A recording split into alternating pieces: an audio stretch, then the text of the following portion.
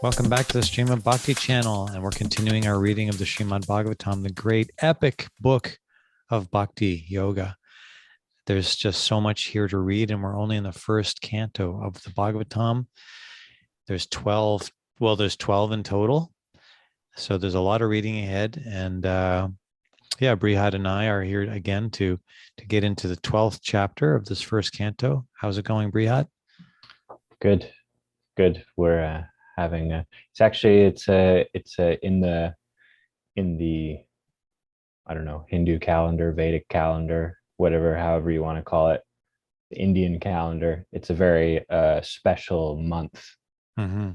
and we in our community we always do some have basically have some small festivity kind of things all month. So it's kind of a nice month. Beautiful month, yeah. It's Yeah. said that in this month of Kartik, that's the name, right? That Yeah. uh, the spiritual activities we do are amplified. Yeah, that's right. Yeah, I there's like think like more. 1,000 times or something like that. Yeah. It's good investment. Yeah, it is. And I don't know. So like uh there's different kinds of things that happen throughout the year. And there'll be like festivals and or special days of celebration, even fasting days. And it all happens like with the according to the moon calendar. Right. And I a guess lot yeah, of it is, that's the calendar, the lunar calendar. yeah, the lunar calendar. Yeah. Um, so this is a really significant month where Krishna's pastimes or Krishna's activities are particularly celebrated. And I'm not exactly sure why it is that this month is like, I understand that the month of celebrating these pastimes, but like how it is that it occurs on this calendar during this calendar time. You know what I mean? Do you know anything Yeah. about that? I just heard that each month has like a presiding deity or like personality that presides over each month. So this month is like presiding deity is Radha, and it's just this is like the month about Krishna. Because she's the presiding deity, it's the month about Krishna, and specifically about Krishna in his kind of his pastimes in Vrindavan. Mm-hmm. Yeah.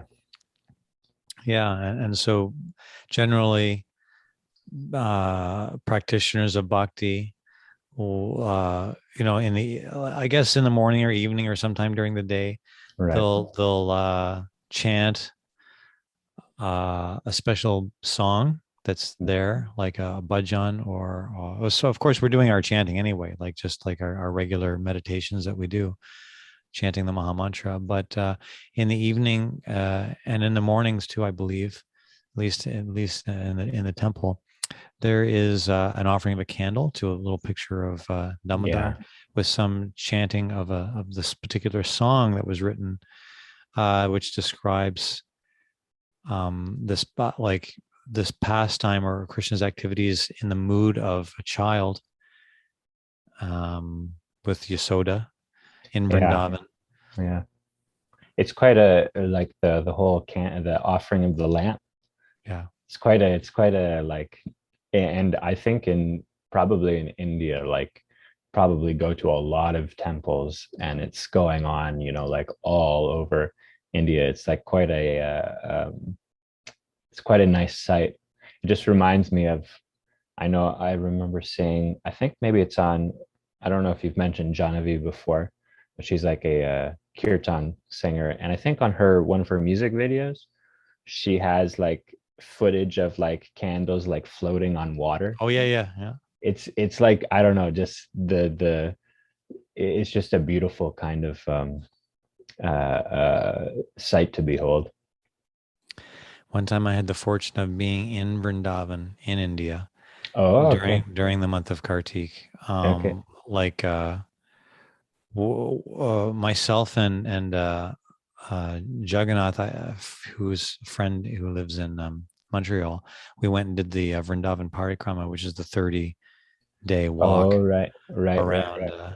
But then at one point, we were in the Vrindavan temple one evening, and it was quite beautiful. Like this temple is quite large, quite large. There's a lot of people that can fit in that temple. So I don't know how many people. Like maybe was there could 1,000 people fit in there? It's the Krishna Balaram temple? Yeah, Probably. I yeah. mean, I with mean, like you mean with like the courtyard and yeah. yeah, I mean, definitely if you squish them in, which Well, they it probably were. it was squished in. It was like packed from the front to the back, Yeah, and it was really interesting. There was on the side, there was on a raised platform, there was somebody lighting ghee lamps, and these were kind of like little bowls, like tiny, tiny little bowls, and they had these yeah. big ghee wicks, like a Oh, okay. thick wick, and it was soaked in ghee, which is like Oh, an wow. oil, right? Yeah, yeah.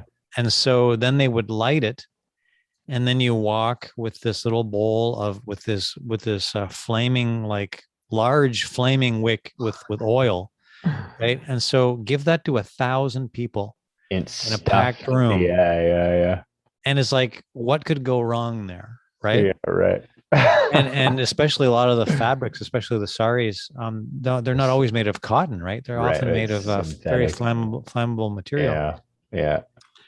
And I was just amazed to see this. There wasn't a single incident that I saw. Like it was somehow like so. It was such an. It's not that there was order. It was Yeah, it was chaotic in one sense, but it was peaceful, right. and it was just really strange. Like I don't know, dichotomy there, or I don't know. It was just I couldn't believe that nothing terrible was happening. Nobody was catching on fire. It was like people like were crammed together back to back, holding flaming bowls and like heading towards the altar and offering these. It was it was a Unbelievable that it worked. yeah, and they do it every year, and it was extremely beautiful as well. What Yeah, to speak of walking around Vrindavan, the whole like area, which was another experience. Anyway, so like this is a nice time of year, and there is some special potency in this month where whatever we do is amplified spiritually. We get more, right. I don't know, traction, you could say. I mean, Yeah, traction, and also I think it's like often people make some kind of spiritual vow during mhm, this month, and so it's like it builds kind of like that spiritual strength and determination. Yeah, exactly. Yeah. yeah. So we'll be doing that for the month for the next month or so. I've been doing my little candle thing here, Okay, okay, okay. but No, but okay.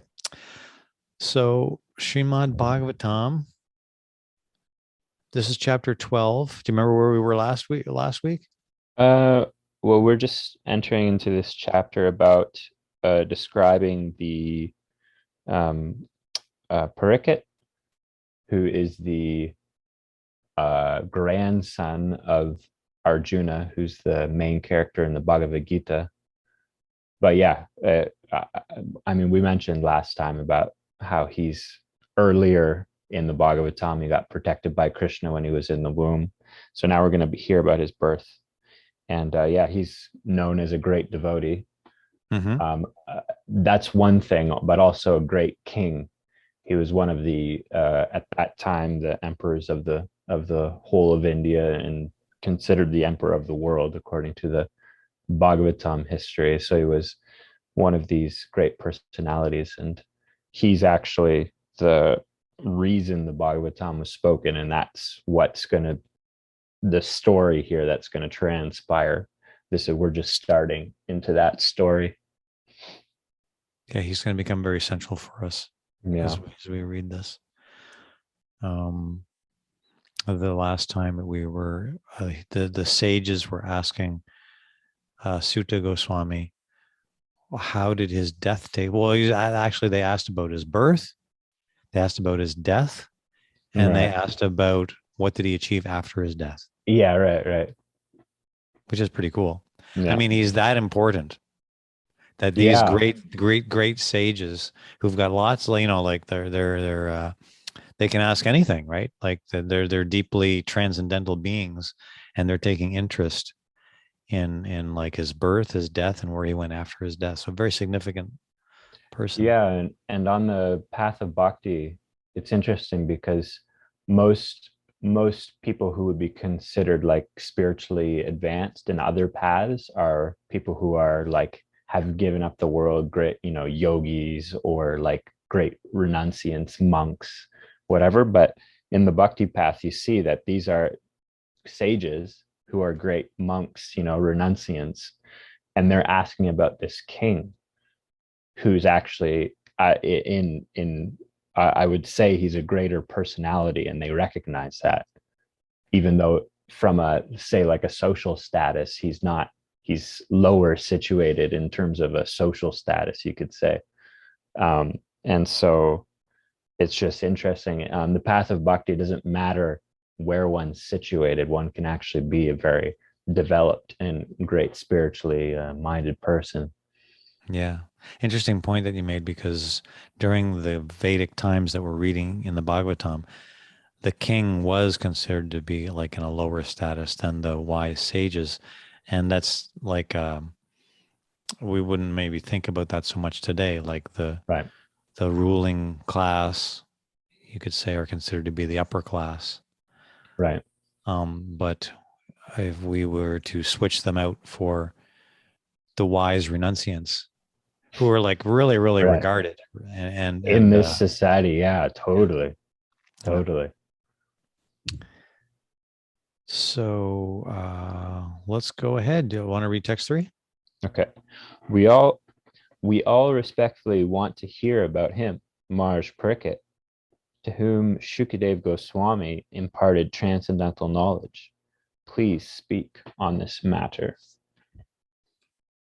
So they've like, I guess they've heard about it. They've heard about this story with this king and this great sage that gives him knowledge, but I guess they haven't heard about it in great detail.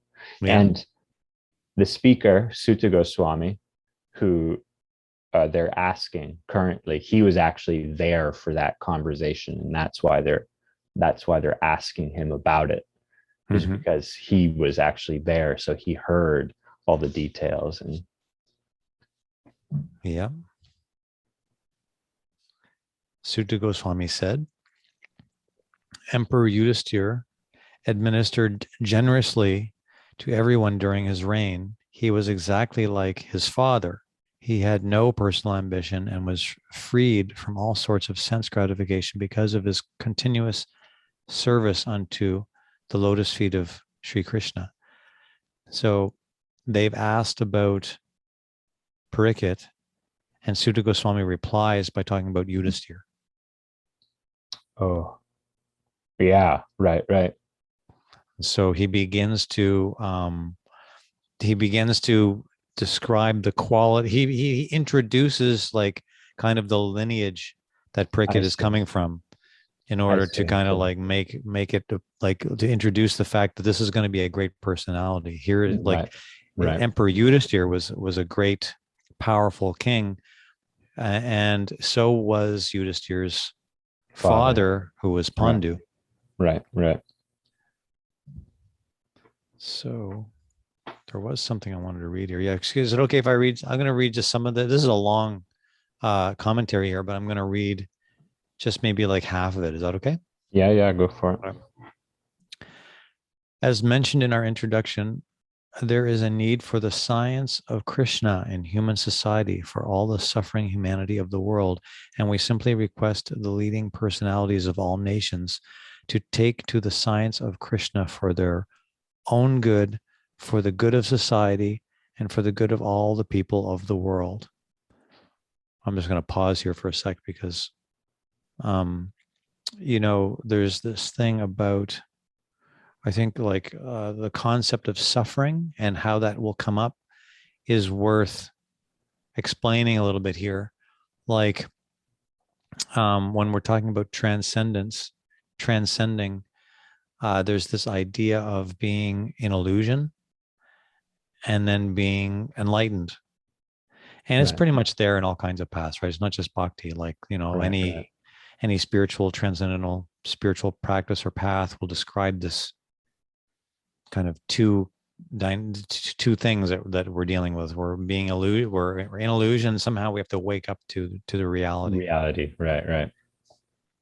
And so being in illusion is considered to be a state of suffering. But when we're in illusion, we don't necessarily identify it with suffering. Right. So it's not a condemnation sort of thing. Like it's not. It's just like suffering means that we've forgotten our kind of spiritual nature, and our energy is being used otherwise. And as our energy is being used otherwise, we're not really getting the result of the happiness that we have the true potential for. Right. Right.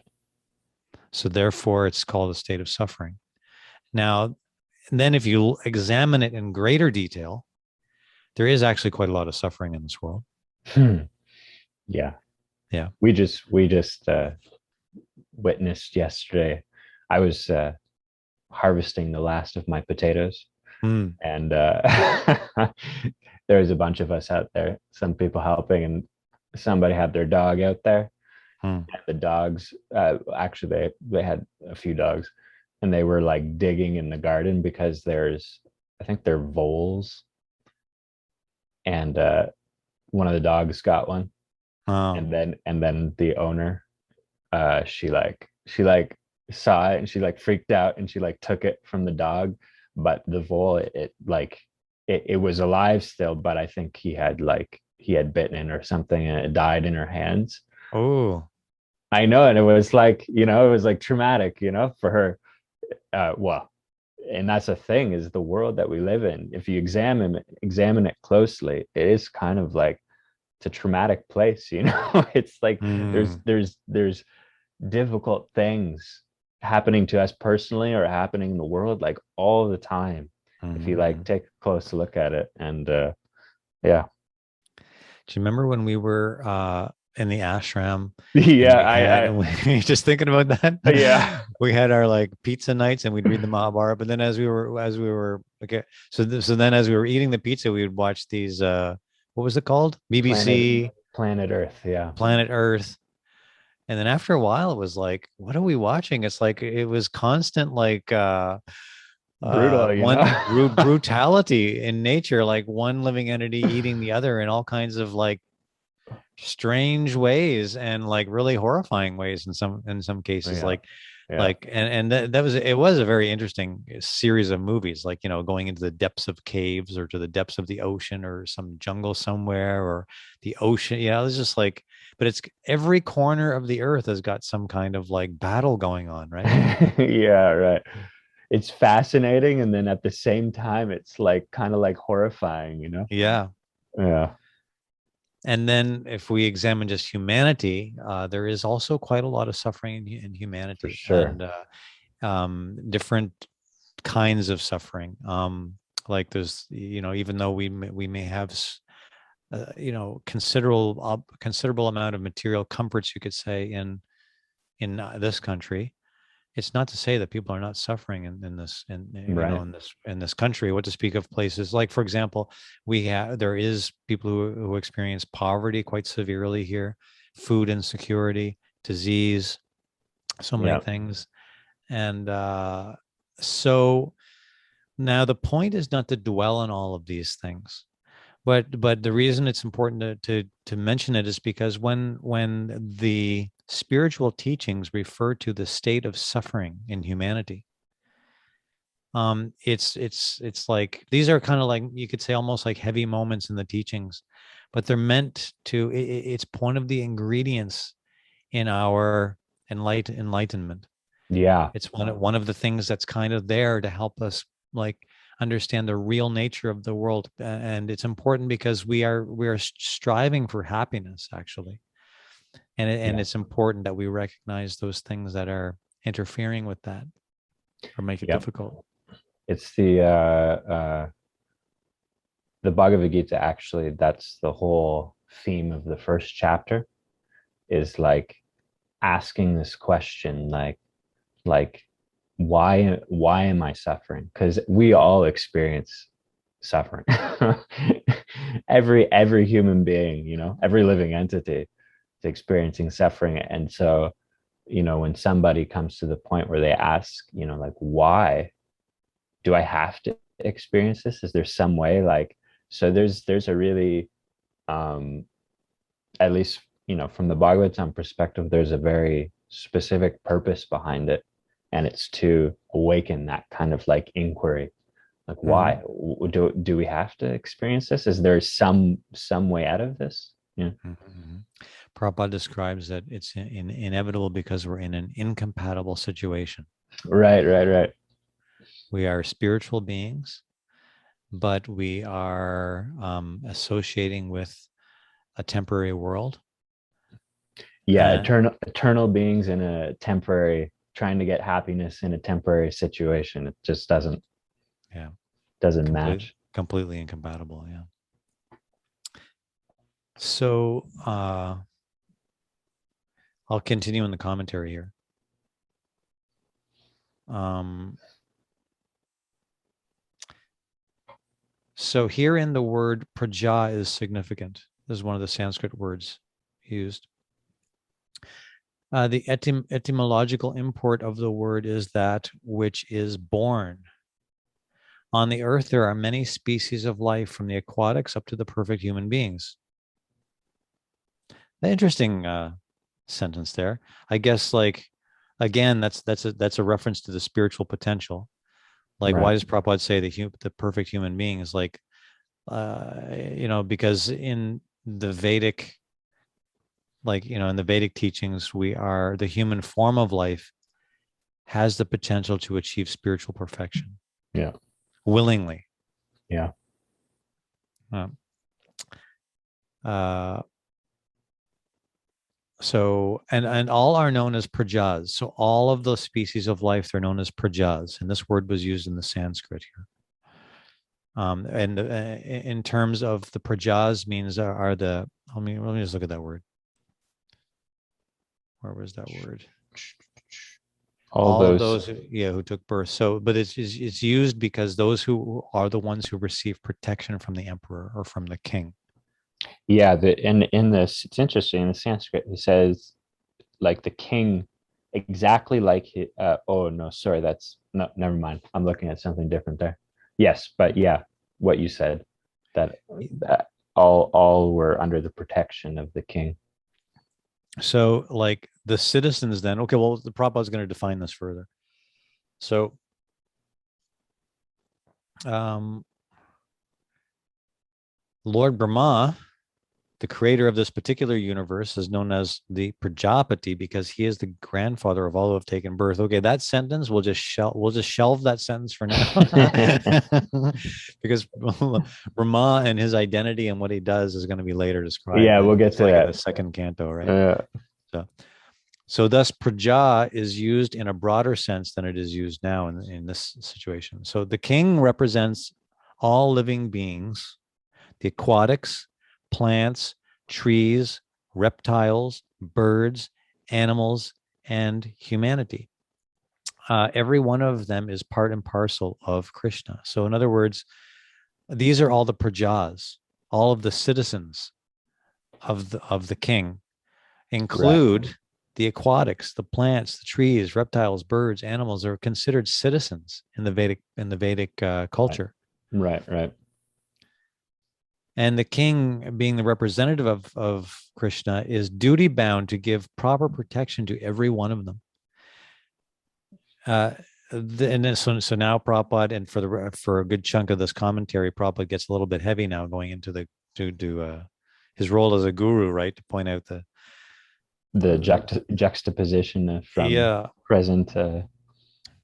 This is not the case with the presidents and dictators of this demoralized system of administration, where the lower animals are given no protection, while the higher animals are given so-called protection. But this is a great science which can be learned only by one who knows the science of Krishna.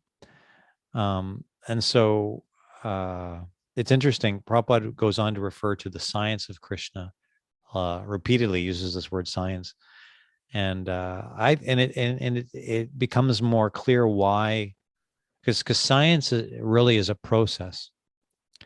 It's like an application, right? Like there's a Krishna conscious. So Krishna, like this bhakti can be applied scientifically, Mm. meaning that here are some instructions that you can apply in your life, and we should be able to get we will get like the There's a scientific result. We'll get the yeah, result of, like, it's like you can yeah. make an experiment out of it. And if you can go in and look at all of the details of the science and refine it Hmm. in how we apply it to our life. But the interesting thing here that I wanted to just pause on was how all of the living entities are citizens, you Hmm. know. Hmm. And what do you think about that? You're living much closer to nature than, I would say, at least most of the people that, well, at Hmm. least me in Vancouver and most of us in the city. Hmm. Um, I don't know. Yeah, that's a good question. I don't know if I have much uh realization in that sense. Um, although I know like in the community here, like it definitely is a theme that like for sure none of the living entities, like people don't, hunt or like harm the living entities, although we definitely live in hunting country. um but yeah, yeah, that's a good question. I don't think I have like much personal realization on it in terms of, not that I can think of. Do you think Theoretical, of I the got lots though. do you think of the cows as citizens? uh yeah, I mean, you can see that the cows here are treated as well as family, Mm-hmm. and I guess I would say that concept's not so foreign because you can see in like in the city, like we've picked certain animals like dogs or cats, and people treat them like as well as human beings, I would say. And so I think we just have to extend that consciousness out to other living beings as well. Mm-hmm. And yeah, I guess you can, seems like to me when you treat animals that way, you get to see the sentientness of the animals, like the personality, that there's life, consciousness there, there's emotions there. You become sensitive to how these living beings, they actually like, they're, yeah, there's really, in some senses there's not much difference from a human being. There is difference in certain senses, but you like emotionally, like I guess all the things that we consider um life symptoms, like you can really get the sense that they're there in animals also. Emotional, sentient beings who develop relationships and can express Yeah. their affection and their emotions. And they certainly deserve to be protected and not sent to slaughterhouses to be, like that, which is the model that we live in today. Yeah. And Prabhupada, sometimes he gets really heavy on this point, and like he just kind of like really nails it. Like, this is just totally wrong to be subjecting the citizens, other Right, right. citizens who just don't have just happen to be in a different form, aren't human, to the kind of suffering that we do. Is like, it's quite shocking, it's actually. just it's just the culture, it's the mentality of the culture we've developed.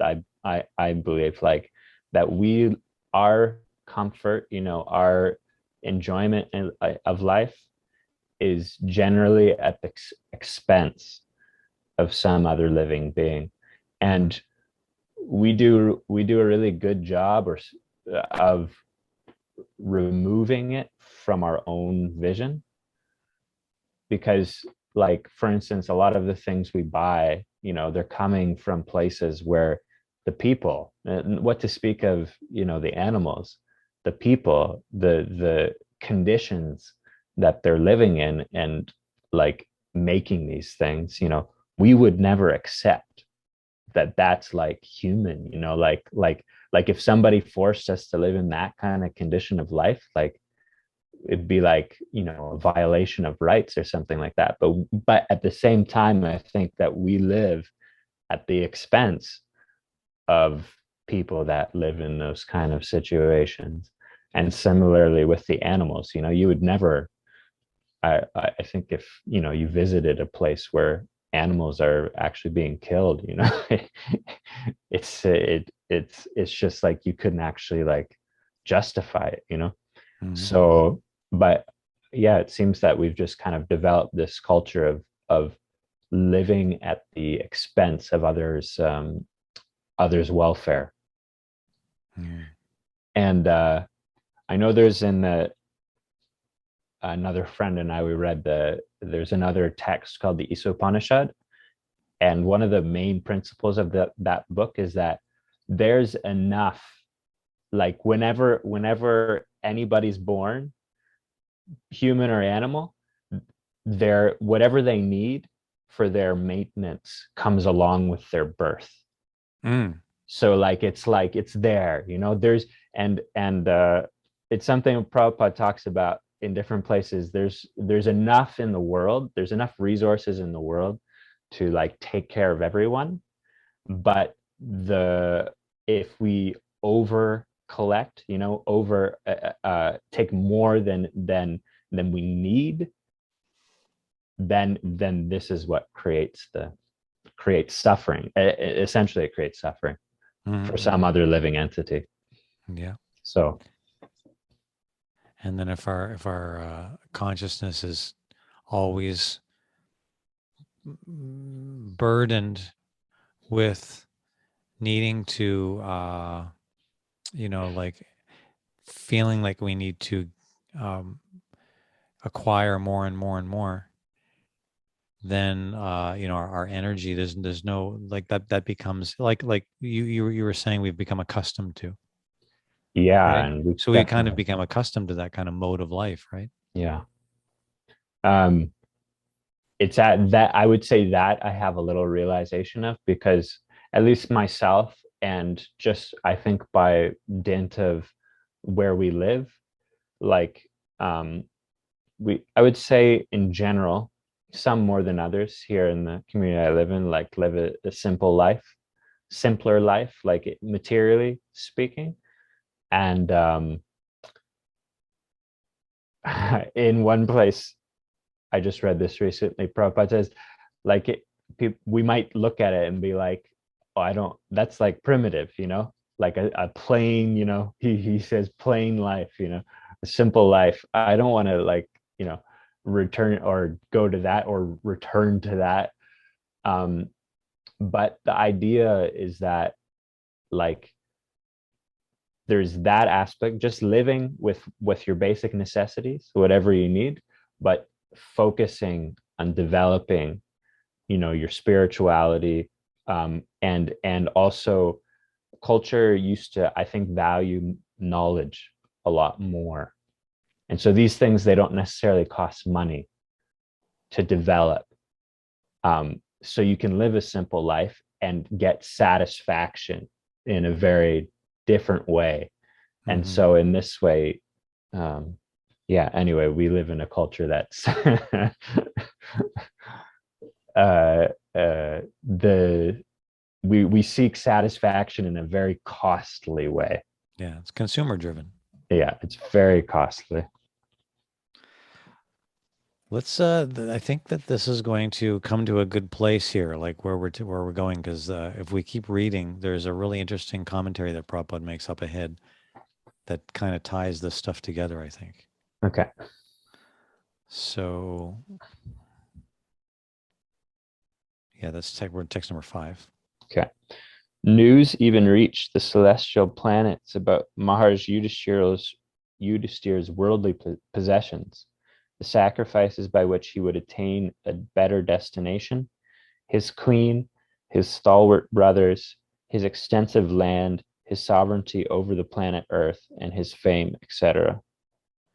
So it's just, these verses are just kind of uh, glorifying the character of this king, Maharaj Yudhishthir, who was the well, one of the, not the direct grandfather of who we're reading about, Parikshit, but he was like he was the brother of the grandfather. Mm-hmm, mm-hmm. And he was the previous king, Yes. the predecessor. And he's mentioning it because it's like framing who Parikshit is, who Yes, he right. was. Text number 6. O Brahmanas, the opulence of the king was so enchanting that the denizens of heaven aspired for it. But because he was absorbed in the service of Krishna, nothing could satisfy him except Krishna's service. Um, again, like here, we in these texts that we're reading, there is some reference to other worlds, like these other entities who were aspiring for it. So basically, these other worlds in this translation, like so when Prabhupada translates the Sanskrit to English, of course he was translating. He was educated in the English system in the in India, but it was the English system, and that would have been in the early 1900s, right? Yeah. Yeah. Early 1900s. And so there, especially during that time, there would have been a lot of influence of Christianity onto in English, right? And so when Prabhupada is translating some of these Sanskrit words, he's using like say for example heaven, or where's that word? Yeah, the denizens of heaven aspired for it. Well, heaven here is actually is referring to other realms that are kind of higher realms than we're living in now. Yeah. And there was during this time of Yudhisthira an awareness of those realms and even exchanges in those realms Right. for between those realms. So this is again something we'll shelf, Yeah. for You later. you Yeah. read about it in a lot of traditions. Yep. Buddhist tradition also, they talk about all these things, different places, and yeah. Mm-hmm. Can I just, before we get into this purport, I just Yep. want to bring out one point that I've been kind of like noticing, like it's been jumping out at me, Sure. is that in these descriptions, even though he was like, it's describing how he was this very famous person, like he was known all over. He had so much wealth and opulence. It keeps bringing it back to this point that even though he had all these things, the mark of his greatness was his devotion. Yeah. And and I mean, I think that's, the Bhagavatam is really focused on that it's like, yes, all these other things are there, but this is actually like the jewel. This is Mm. the jewel of life. And I don't know, it just kept jumping out at me as we were reading these, how it kept bringing it back to this point, like, yes, he's got all these things, he's a great king, but he had his spiritual, status was actually what's important. I think that's really valuable because that's I think one of the major points of the Bhagavatam is to draw Yeah. our attention to what really matters. And so it's really fortifying to notice that because we can have confidence that developing that devotional aspect of ourselves is totally worth it. And Right, right. it's more worth it than anything else. And so again and again and again, the Bhagavatam is going to emphasize that in all Yeah. kinds of different Yeah. situations, right? And it's accessible, that for like any person, it's accessible, as opposed to like endeavoring for great fame or opulence or wealth. You know, Right, right. it's just not necessarily accessible for all of us. You know, That's right. That's right. That's a great point. we can endeavor for it, but we may not actually, you know, get it. But for devotion, it's something that's accessible to all. That's a great point. I could strive my whole life for political power or fame or wealth. Uh-huh. I may or I may not get it. Yeah. But it's not like that with devotion with bhakti. It's like everybody can achieve it. Like Yeah. that's really great. I like that point.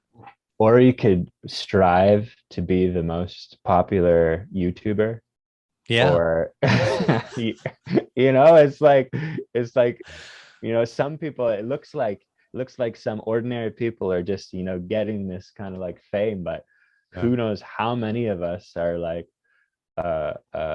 endeavoring to be that person who gets, you know, all those views on their videos. And you know, I'm sure there's so many videos out there that have like, you know, few views or whatever. Yeah. Yeah. Yeah. But it may not happen. It may Yeah. not happen Yeah. Yeah.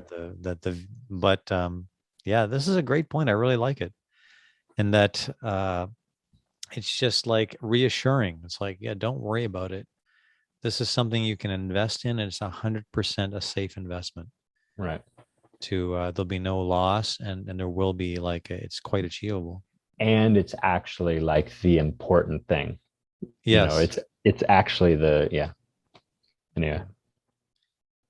Okay, so here goes this commentary, and it's okay, let's just go for it.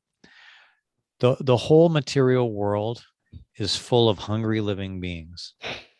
And just that sentence, like sometimes Prabhupada's writing is just so like it's just so mind-blowing, like one sentence.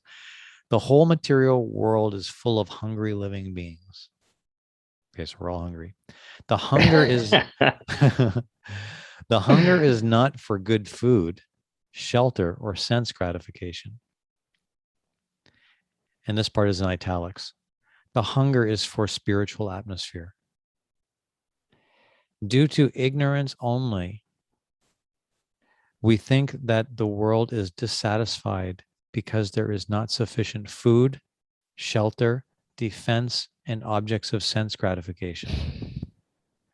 This is called illusion. These are great words here being spoken by like Mm-hmm. a spiritual teacher, right? Mm-hmm. When the living being is hungry for spiritual satisfaction, one is misrepresented by material hunger. Okay, so when the living being is hungry for spiritual satisfaction, this hunger is misrepresented by material hunger. But the foolish leaders cannot see that even the people who are most sumptuously materially satisfied are still hungry. And what is their hunger and poverty? This hunger is actually for spiritual food, spiritual shelter, spiritual defense, and spiritual sense gratification.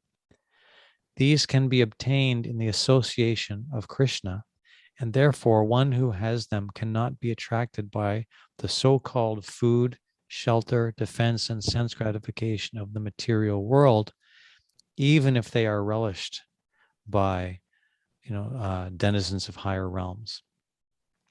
Therefore, in the Bhagavad Gita, it is said by Krishna that even in the topmost planet of the universe, namely Brahmaloka, where the duration of life is multiplied by millions of years by earth calculation, we cannot satisfy the hunger.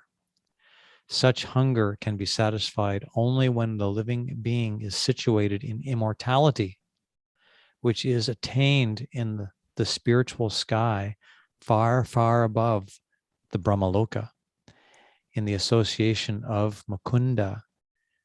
This is the name of Krishna, who awards his devotees the transcendental pleasure of liberation.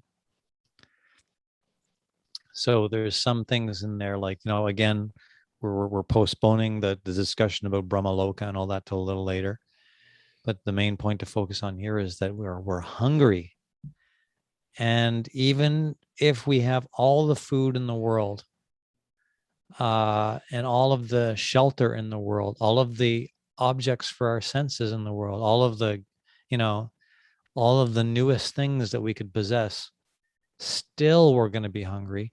And Prabhupada points out that even though people do, there are some people who do have these facilities, like Right. no shortage of food or whatever they want to eat, no shortage of wealth, and all the things that they can possess, no insecurity in terms of protection and stuff like that, and on and on. Still, the hunger remains. Still, and what with the hunger, so you can there that hunger means that there's something that within that's still not satisfied. Right. So why haven't the leaders, why hasn't the world noticed this, Right. that this hunger remains? What do you think, Vijay? Yeah. Oh, what I think?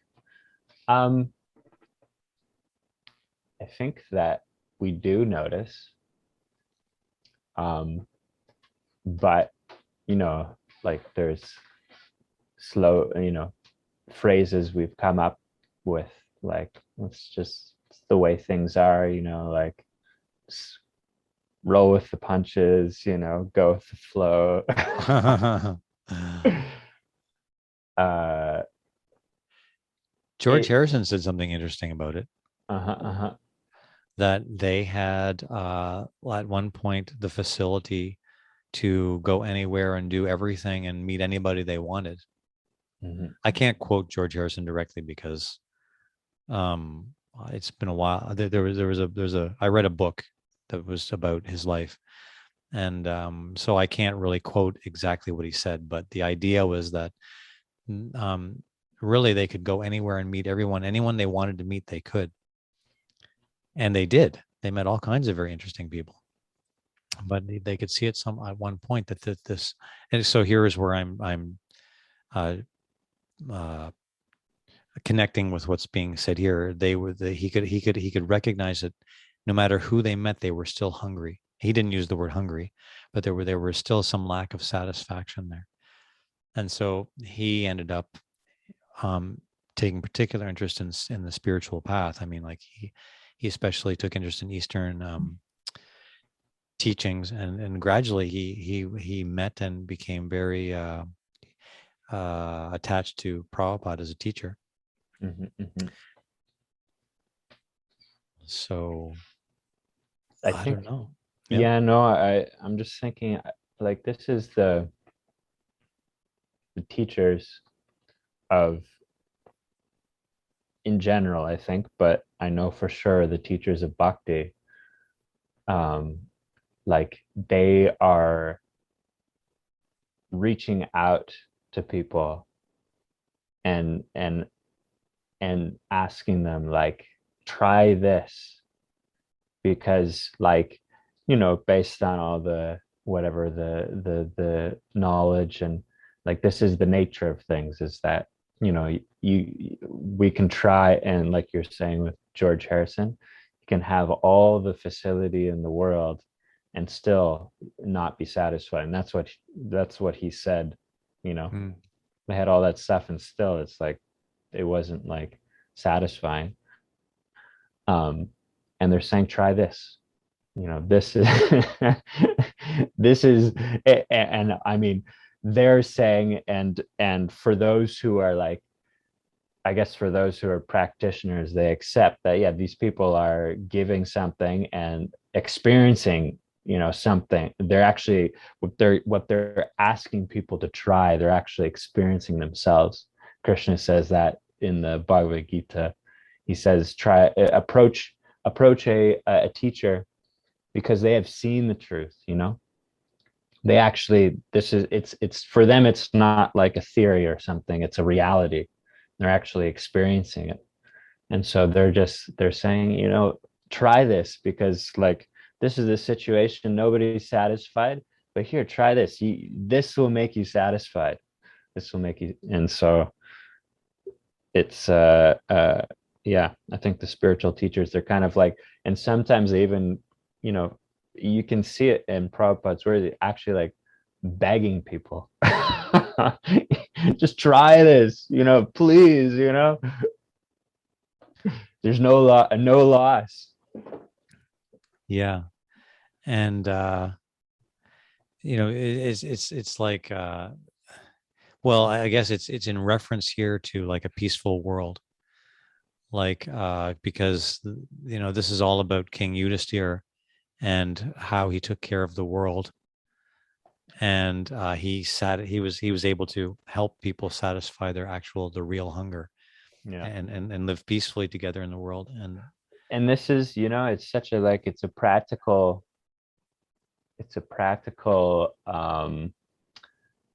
lesson from that angle for anybody who's in a position of like both personally and for those who are in positions where they're taking care of others, whether it's a family or it's you're the president of the United States of America or something. Like Bhagavatam is saying, like, and aren't people in those positions? We're trying to satisfy in our relationships. We're trying to, like, our family, we're trying to like provide for our family and satisfy them, like make them happy.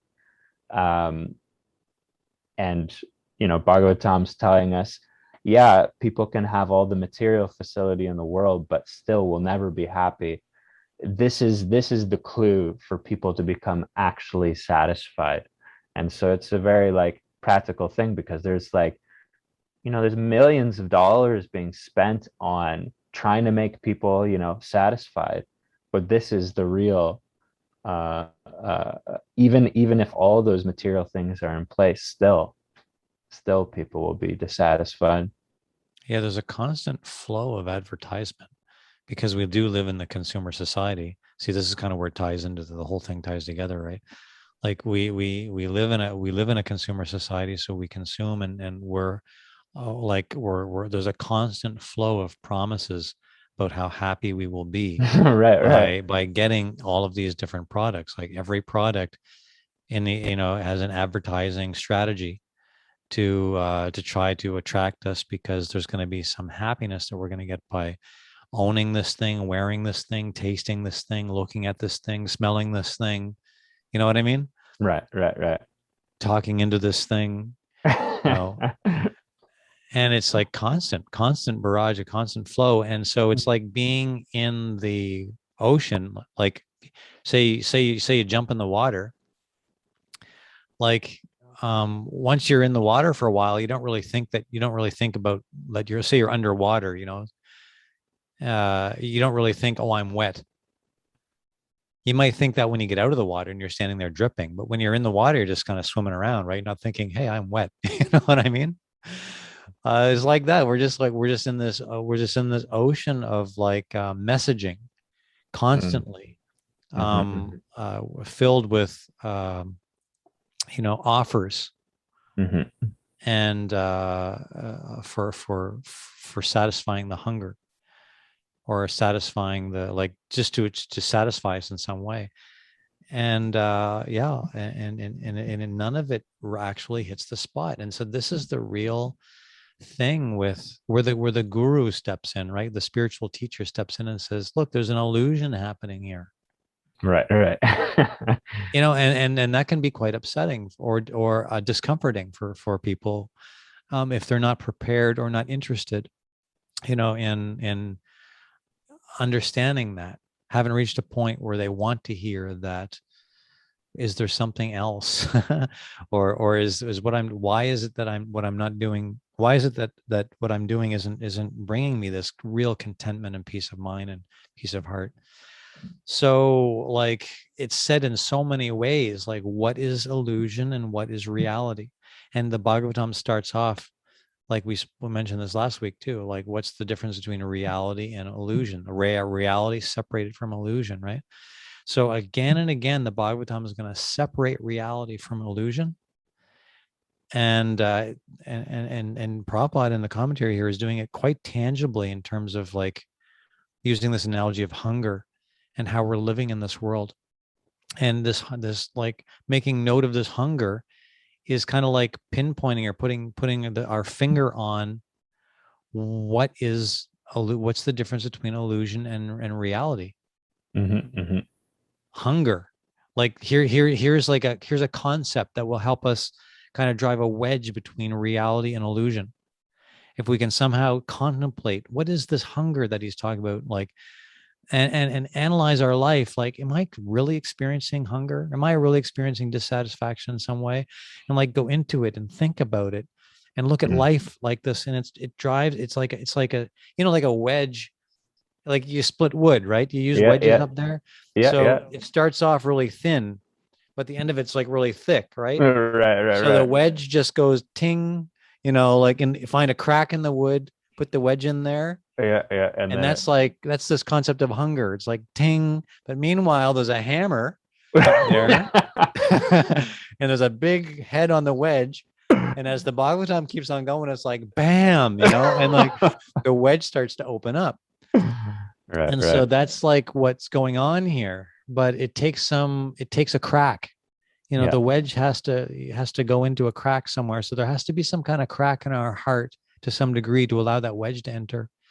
Otherwise, people can sometimes find the messaging of the Bhagavatam a little abrasive or a little uncomfortable because we're not really ready to hear how we're always hungry. And I think in the beginning, there's in the introduction, just you're using this example of the wedge. The imagery is really like vivid in my mind. Mm, Um, Prabhupada uses, he says there's a pinprick yeah. in human society.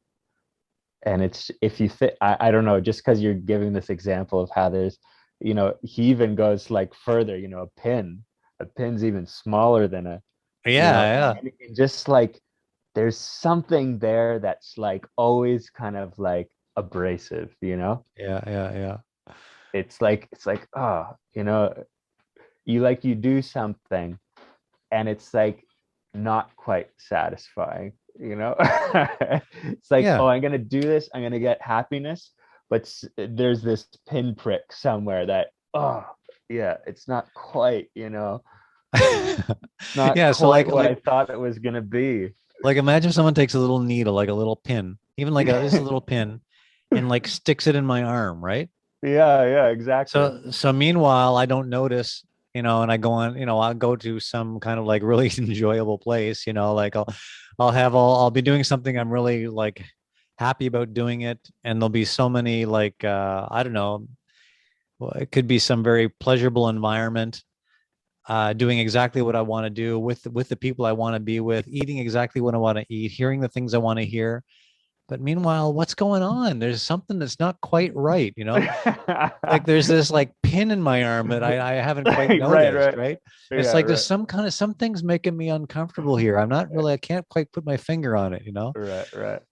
Gotta take that pin and go, and that's where the Bhagavatam starts. Yeah, that's Oh, right. really Nice. interesting. Yeah, I I think that was like, I don't know, for me it was very lucid. And it's, yeah, and the like this, I guess it became a very lucid concept of this kind of like, it's just like something, Mm. something that's not quite like in place, which is That's a yeah, it's an interesting thing to contemplate. it's a good meditation for the week. That's a good thing to take. That's Yeah. our takeaway for the week. All right, I'm gonna We'll I'll give ask you. you we'll hear the answer next week. Yeah, yeah, yeah. You can be you'll be I also had this image come to my mind because hungry people. I personally, like, I have a kind of like a bodily constitution that it's like if I don't eat, it doesn't bother me so much. But I know, like, I have friends and stuff that if they don't eat, like, it just, the bodily constitution is different. So it's like Yeah. if they don't eat, it like it's an issue. And if everybody's hungry, and I'm thinking about some of my friends, then you have a lot of like grumpy people walking around the world. And is it I think I think in like Vancouver, I notice sometimes when you're in a city and you see lots of people walking around, but everybody's a little like, I don't know if grumpy is the right word, but like a little put out, it's not like big smiles on the Right. face. And especially in the winter when it's raining, it's like, we're trying to enjoy here. Yeah, And right. something's just not right. It's just like Yeah. raining on me for six Yeah, yeah, months. yeah. I'm just sopping wet and it's cold. But it's not the rain, it's not the cold, it's this pin in my arm. If I could just take this pin out of my arm, I'd be okay in the rain. You know what I mean? Yeah, Like, but it's right. like this is a really interesting Yeah. No, that's a good analogy. point. That's a really Yeah. good point because we generally, the materially conditioned mind, we're thinking like if I just change the situation in this way, be good. Or if I Yeah. just make this adjustment, I'll be good. And this is, I guess that's the point also I was trying to bring out with for like Prabhupada he's in this, he seems to be addressing leaders. Hmm. Like he's like, there's not a material adjustment. And that's what we're trying to do. And we're spending so much money. I make this material adjustment, it'll be good. I make this material but there's no material adjustment that's going to like satisfy us. Yeah. It's a spiritual adjustment or a spiritual addition. All right, let's take that. Let's we'll Yeah. take that away as our I'm going to think about this throughout the week and meditate on that. See if I can locate that pin somewhere. Stop trying to make material adjustments and own it. Yeah, right. All right, thanks, Rehad. We'll see you next Thank week. you.